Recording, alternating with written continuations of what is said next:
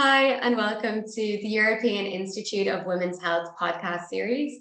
My name is Aoibhinn Collery. I'm the Research and Communications Officer with the European Institute of Women's Health, and I'll be speaking with experts on women's health issues in research and policy. We will explore the advancements and challenges in women's health and make evidence-based recommendations to improve gender equity in health. We'll discuss a wide range of topics, including mental health, sexual health, access to healthcare, and much more. And so our guest today is Anita Fincham. She is the Project and Advocacy Manager with Fertility Europe. Welcome, Anita. And just to give a bit of background on Fertility Europe, it is the European organisation representing patients' associations dedicated to fertility and infertility, enabling the cooperation and network of those concerned with fertility problems, patient empowerment, fertility education, and advocacy for better regulation of access to fertility treatments. It was established in 2009 and currently has 31 member associations from 28 countries. Welcome, Anita, and thank you so much for joining us on the podcast. Hello, Aoibhinn. It's so nice to be here. Thank you for inviting us and ask me, and I'm really looking forward to this conversation. Brilliant. So just to start off, can you tell us a little bit about yourself and your role with Fertility Europe? So I am now working as Project Advocacy Manager. I've been with Fertility Europe since 2016, and as most people that work for Fertility Europe, I got there initially as a volunteer, initially as a patient, representing my own national infertility patient association. I am from Poland. I'm Polish. My treatment was in Poland, and I'm still working with Polish Infertility Patient Association, and as such, gradually I started working, informally working for Fertility Europe. So we all in Fertility Europe have the lived experience of infertility with various outcomes, and we all passionate to make this experience easier, knowing the toll it brings. Yeah, that's so important, I think, to be able to empathize and relate in that way. I suppose, can you define infertility for people who might not be familiar or maybe have different kind of understandings of what it means? So infertility is defined by WHO as inability to get pregnancy, health pregnancy, and get pregnant really for a year, for 12 months. So this is kind of basic definition. So if you're trying to conceive for 12 months and it's not successful, then you should see the doctor and do more tests. Then the whole complication started with if you're older than 35 years, as in a woman, then this time should be shortened to 6 months. You should get the doctor's advice. And this definition for infertility doesn't cover the other aspects of unintended childlessness, like for the same-sex couples or single women, which we are also trying to look after. Okay, brilliant. Thank you. And what are some of the implications of infertility? So infertility is always unexpected because you sort of spend part of your life usually trying to avoid getting pregnant and taking measures for that, and then everybody tells you that just the moment of carelessness, and you end up with unwanted pregnancy. So then you want your pregnancy, and if it doesn't happen, it gradually feels like more and more infringing on your life plan, which is quite traumatic and gradually getting more traumatic with every month that's passing. So for many people, and we're talking, many surveys show that, the feeling like sadness, 50% of especially women can experience depression. It sort of impacts it impacts mental health, but impacts also social life, because you gradually try to avoid people who might be pregnant, people who may be having small children. You avoid going out because you're thinking maybe you are pregnant this month and you don't want to cause any trouble. You're not feeling like having so you're avoiding the family gathering where people may ask you when you're planning to have children. You're avoiding friends who maybe in a different stage of life, maybe trying to have children as well, and succeeding in that. So it's mental health, it's social life, you professional as well, because you are not thinking of many people think less about progressing their career in case they get pregnant, because then they want to have some time off. So it affects the decisions about the professional development. It's really quite overwhelming in many ways. Yeah, it really impacts every aspect of your life.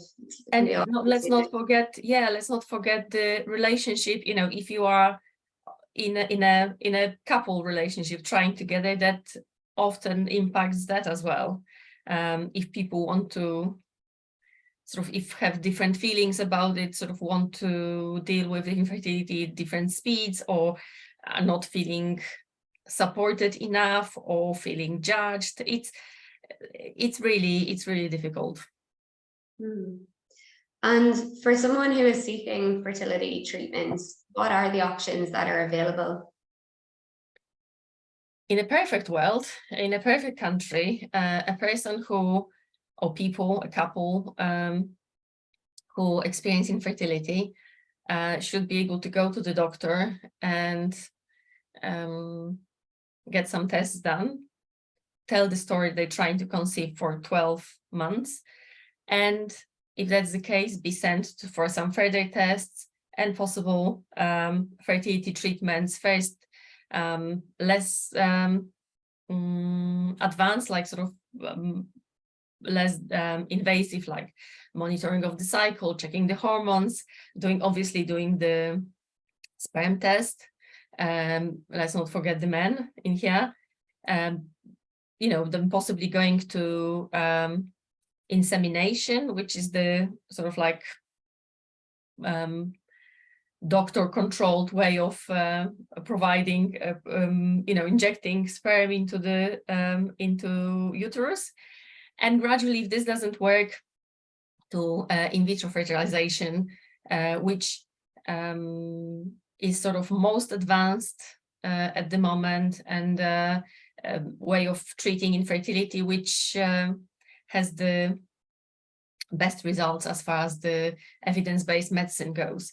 And like I said, in the perfect world, and in some European countries, this is the way it works. You go to the doctor and you'll be being sent on that way, with all the stages being covered by national insurance. Unfortunately, there are also other countries where you can get some diagnosis,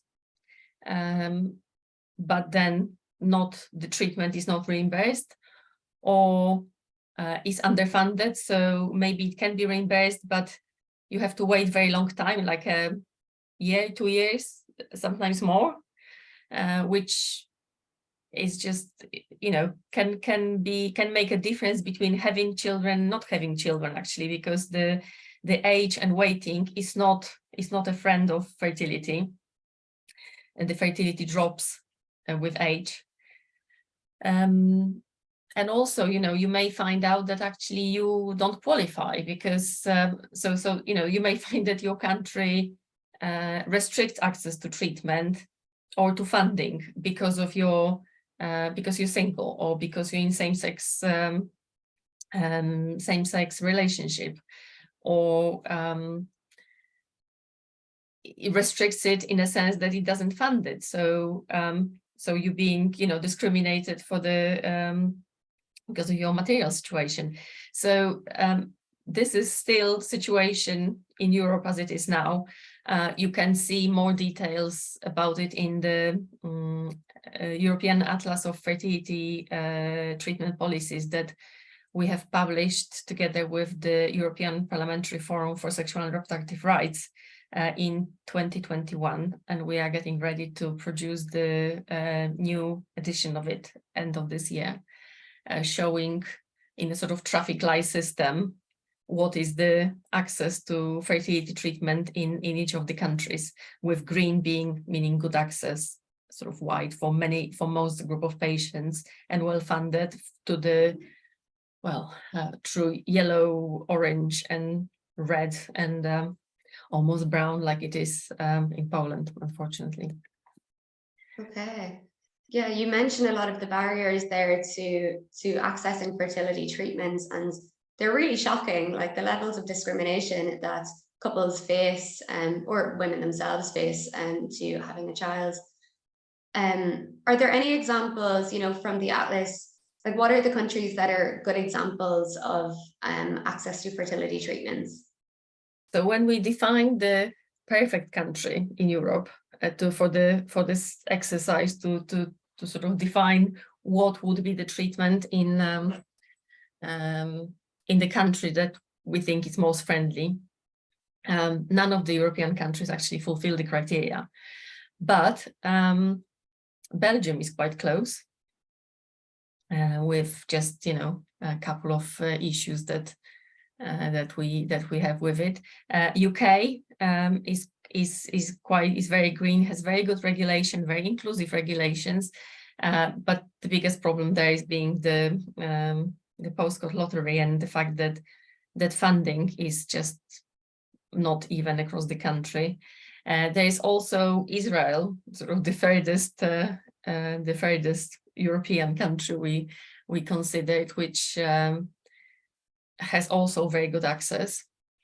But as I say, none of the countries are fully 100% perfect. Yeah, so there's still a long way to go for most countries in Europe. Yeah, but just inclusive, if they are inclusive, and if they are, if they actually make an effort to regulate difficult issues, like, not many countries decide to regulate surrogacy.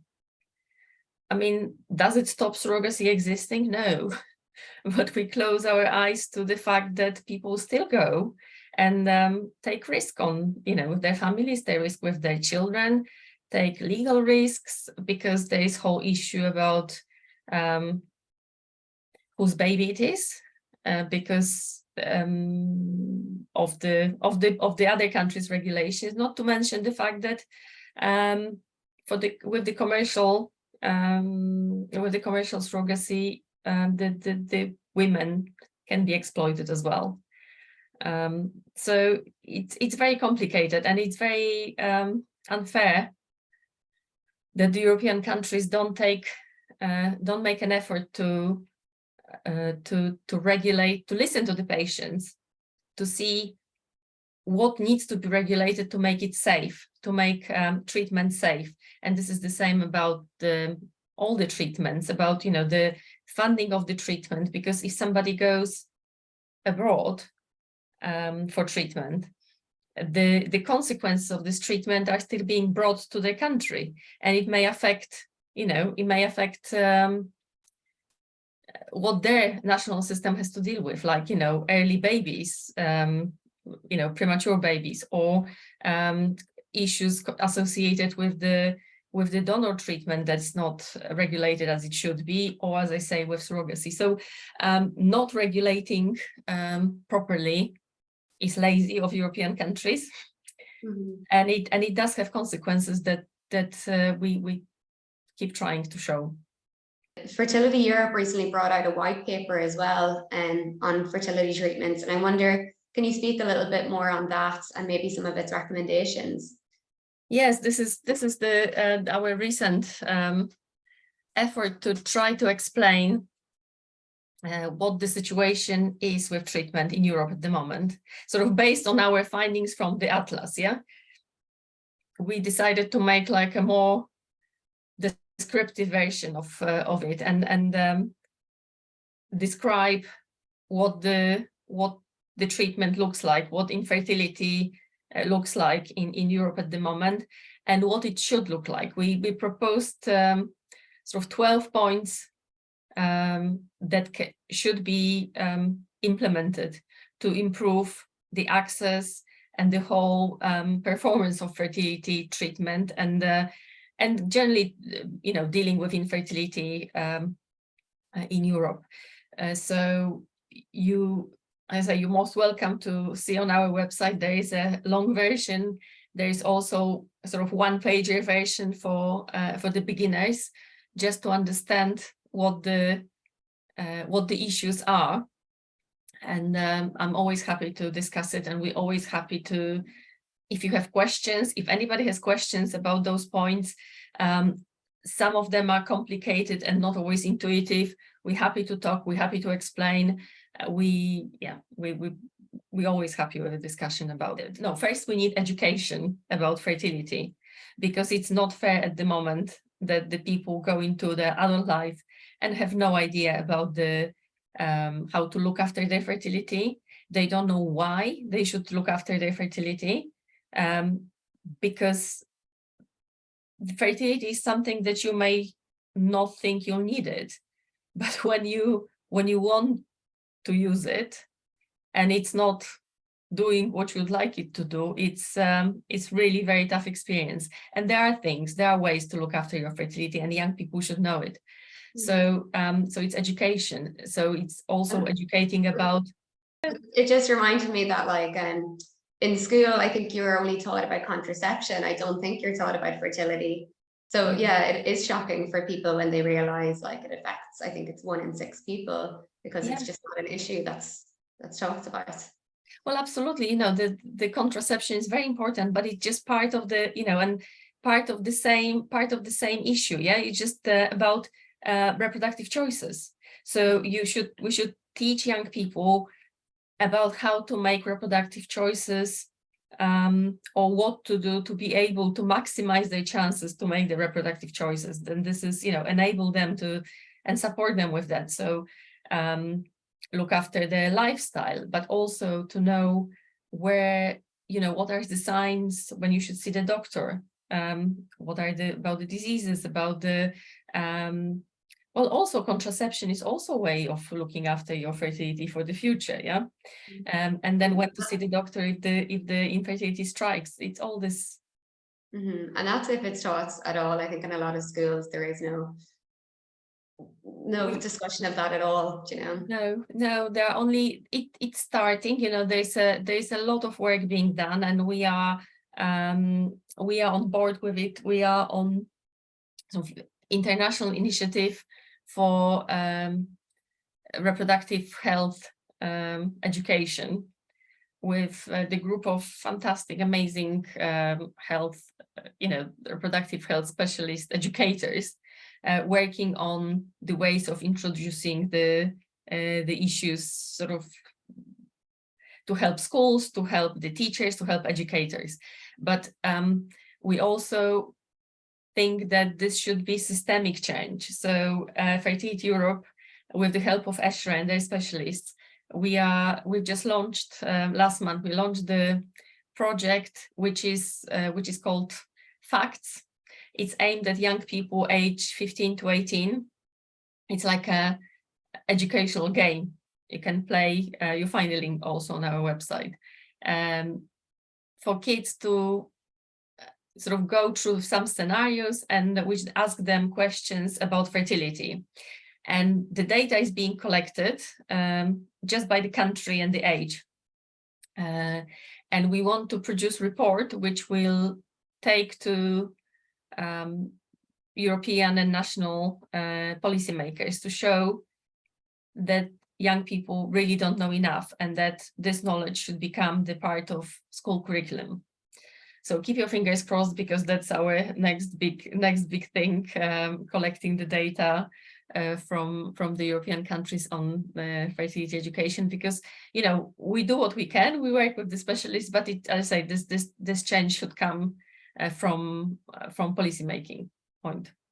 Yeah, that's brilliant. And I'll leave all the links for those items that you've discussed already, the white paper and the education and everything.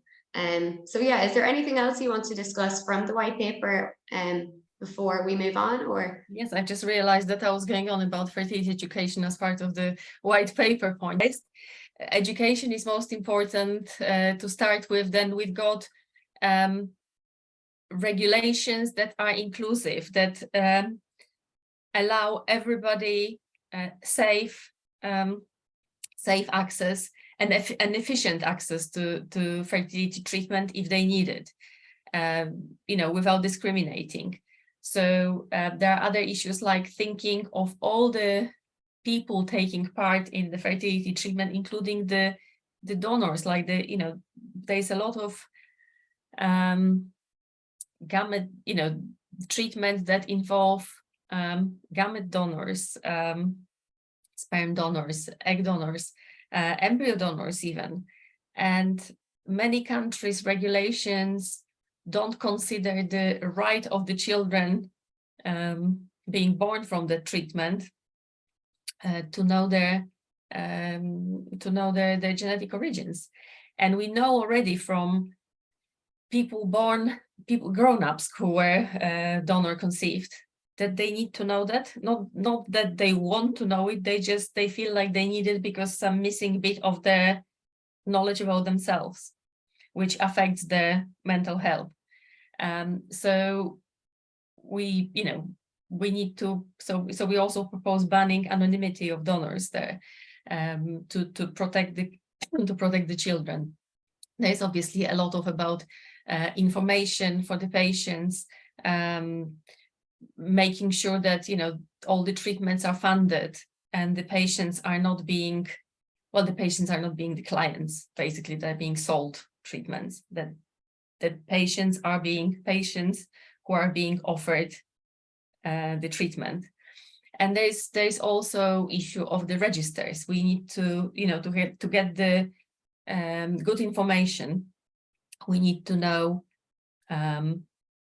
we need to have a register of the treatments being performed in all the countries, sort of central register. So then we know what is really the success rate of each treatment for each age, for each group, for each country, for each clinic. And the same about the donor of registers, the donor of, some of it is being done, but it needs to be done thoroughly. And I'm pleased to say that, there is work going on the central register with ESHRE, which is the European Society for Human Reproduction and Biology, with whom we work very, very closely as a patient partner to do so the work is started on the central European register of all the treatment, which is a great start for the right information. That's brilliant. Thank you so much for all that, Anita. That was really informative and really important, everything that you've listed. So I suppose we can end it here, unless you have anything more that you would like to add. There's one more thing that I would like to add. It's that we are working hard on discussing fertility and infertility with other groups, other organizations, politicians, to try and introduce the idea where the fertility fits in their life, because we, with the organization of young people, to see that where education is needed, what they should know. With you, like we're talking about, the fertility is women and men problem, but it really lays on heavily on women's shoulders because of the way that it's being done. But there's also mental health groups. We we're reaching out to mental health groups to see how, show them that fertility is an important issue for mental health as well. Also for other diseases, for cancer diseases, for patients. There's many diseases that affect fertility. So we can join forces. And obviously there is also sexual and reproductive health rights groups. So we're trying to join forces to show that infertility is hard, but shouldn't be that hard, shouldn't be as hard as it is now. It's hard without all the barriers and obstacles. So we're trying to work together. And I think the bigger the front, the bigger the coalition, less people will suffer and more people just will be treated.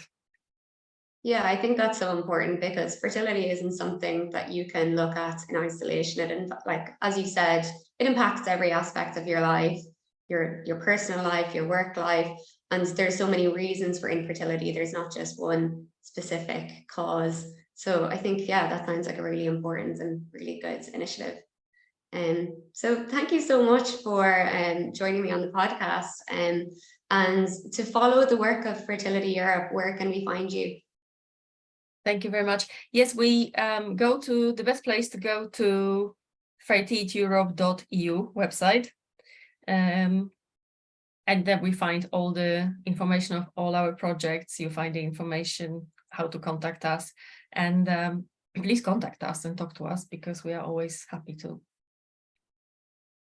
Perfect. Well, as all the links into this podcast as well, so people can easily find you. And so thank you so much and best of luck with all of your work. Thank you. Great talking to you.